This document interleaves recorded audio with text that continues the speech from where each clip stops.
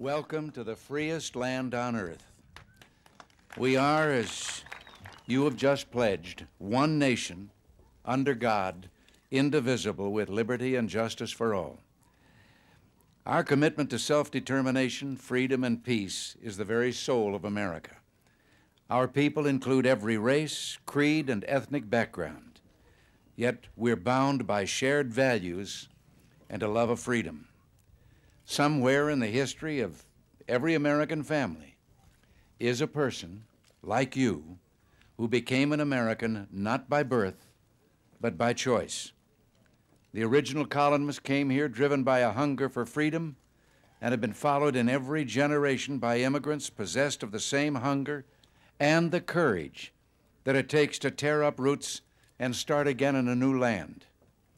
We're a nation of dreamers who've come here as you have in search of an ideal, respect for the liberty and dignity of man.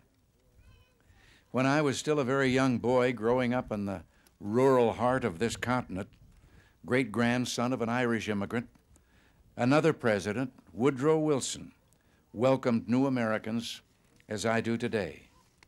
And he told them, "You dreamed dreams of what America was to be, and I hope you brought the dreams with you. No man that does not see visions will ever realize any high hope or undertake any high enterprise. Just because you brought dreams with you, America is more likely to realize dreams such as you brought. You are enriching us if you came expecting us to be better than we are." Those words are especially true today. You're now part of a great nation in the midst of renewal.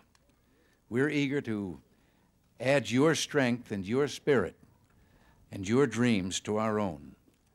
In the week that begins today, Citizenship Day, some 10,000 will take the oath that you have just sworn, and the number will have reached nearly 200,000 by the year's end.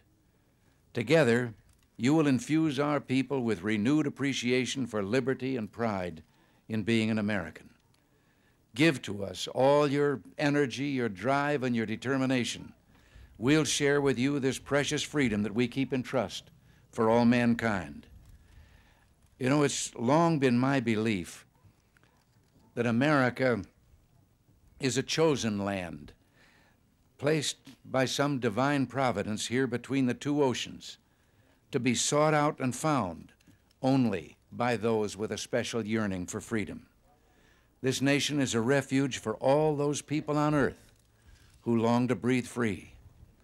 There are places in the world today, as there have always been, where human rights are recognized only as selective favors to be doled out by the state. As we meet today at a Polish Freedom Hall, we cannot help but think of the iron hand of repression still firmly gripping a people who have struggled and sacrificed for liberty throughout their history. Remember the proud people of Poland on the day that you take the oath of allegiance to our land of freedom. In the Soviet Union, authorities routinely deny human rights to their citizens. Just last week, the Moscow Helsinki Monitoring Group, a human rights organization, was forced to disband because of persecution. But let us remember the continuing struggle for even the most basic rights in the Soviet Union as we celebrate the 195th anniversary of the signing of the American Constitution. You know, I have to say one thing about that. In the countries that all of us came from, there are constitutions. And I don't claim to know all the constitutions of the world. But I do know that there is one thing that is different in ours from virtually all of the other constitutions. All of the other constitutions are a declaration of the rights that will be allowed to you by government. Our Constitution is a declaration of the rights that we, the people, allow to government, and it can have no power or rights that we, the people, have not freely given to it.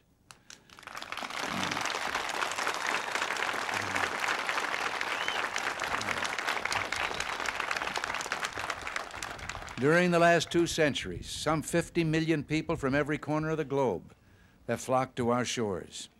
Some of them crawled over walls, under barbed wire, through minefields or risk their lives in leaky makeshift boats to escape oppression.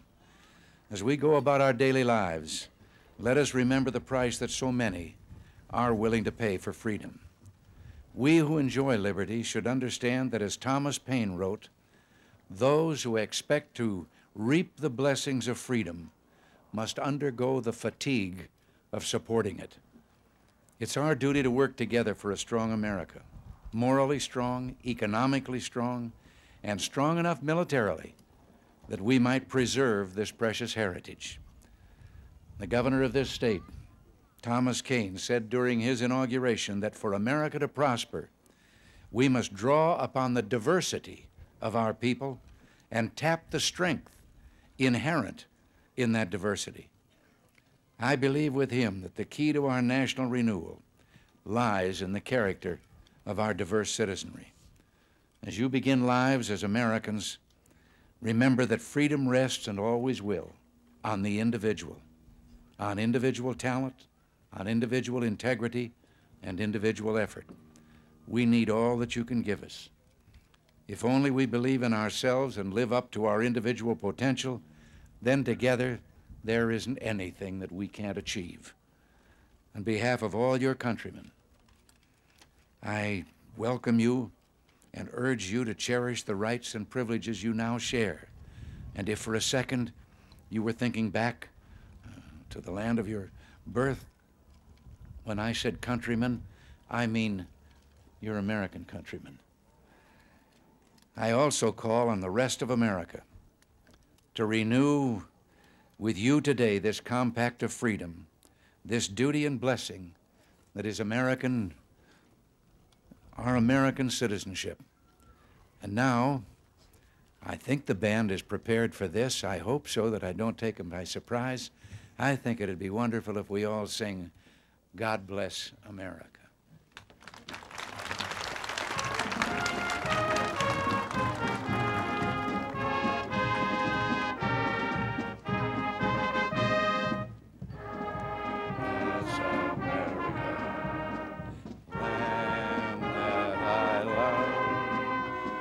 Beside her and guide her with the light from above. From the mountains to the prairies, to the ocean white with foam. God bless America, my home, sweet home. God bless America, my home, sweet home, and guide with the light from above. To the prairies, to the ocean, white with foam. God bless America, our home, sweet home. Well, thank you all.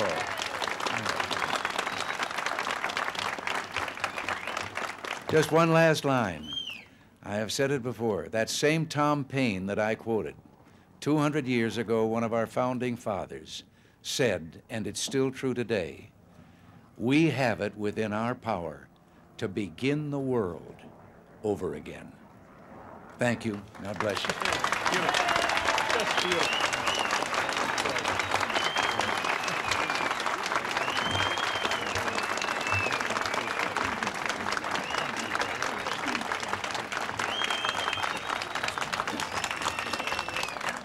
These proceedings are closed and court is adjourned.